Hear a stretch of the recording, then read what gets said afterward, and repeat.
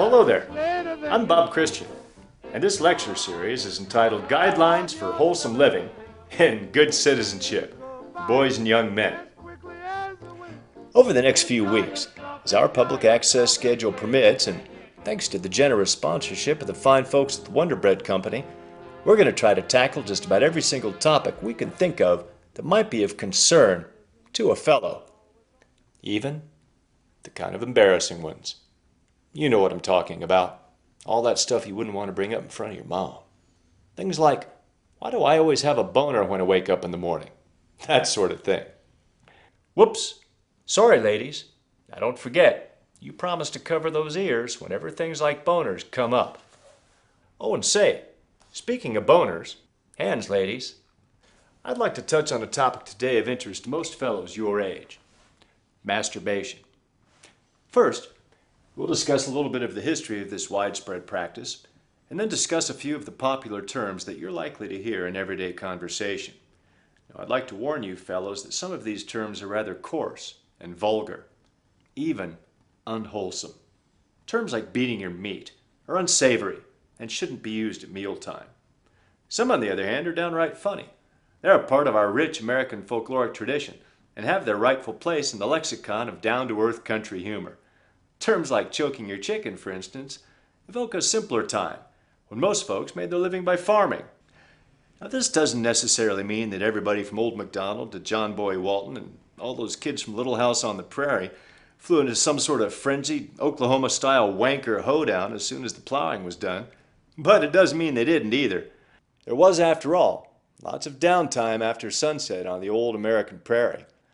Oftentimes, a fellow wouldn't see a gal he wasn't related to for weeks at a time, so masturbation served as a sort of safety valve, a last line of defense, if you will, for that good old Anglo-Saxon gene pool that made our country great.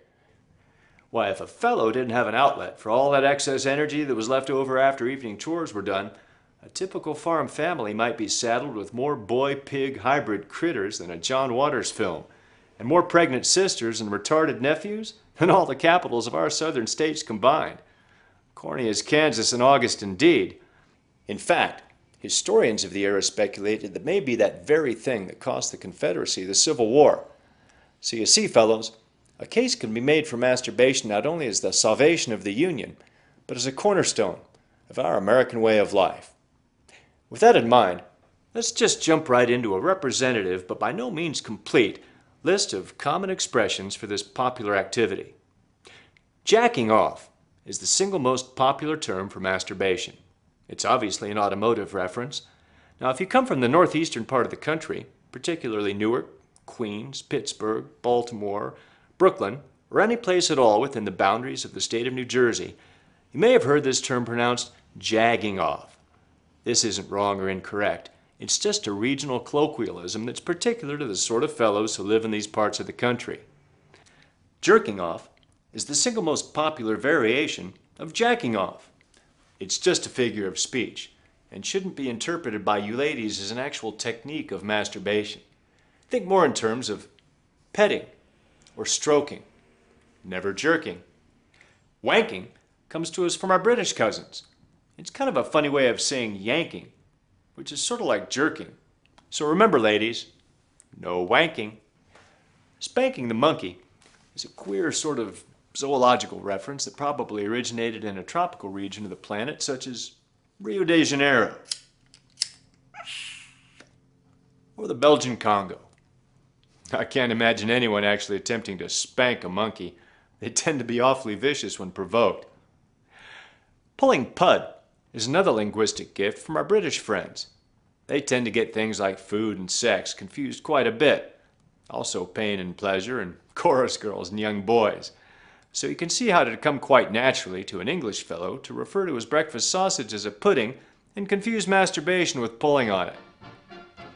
Well, fellows, that was just a brief overview on the subject of masturbation. I'm hoping that it'll whet your appetites to attend my next series of seminars on this and many other topics of interest to boys and young men. Future topics will include puberty, menstruation, how to tell if you're a homo or not, and what to do about it, deviant sexual practices such as fellatio and cunnilingus, and many more. I'm looking forward to seeing you fellows next time on Guidelines for Wholesome Living. And remember, if you want to stay straight and on the square, eat plenty of Wonder Bread. It builds strong bodies 12 ways. How far can you travel when you're 6 feet underground?